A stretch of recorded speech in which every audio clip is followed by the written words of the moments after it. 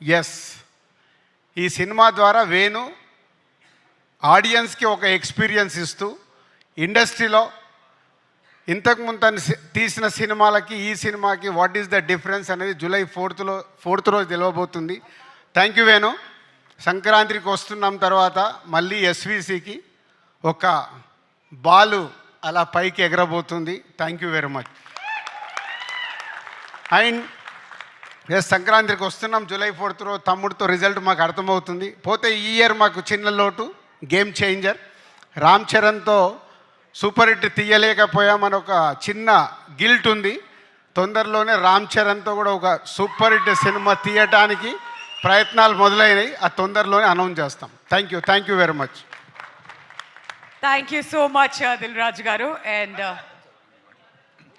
Sorry Saptami, ఇంత ఉంది forward to talk about you. So ఈ సినిమాలో తిన హీరోయిన్ అండి. సో ఈ సినిమాలో మా ఇద్దరు అంటే ఇప్పుడు చెప్పొచ్చేమో, ఇప్పుడు చెప్పొచ్చు కదా మా ఇద్దరు వర్క్.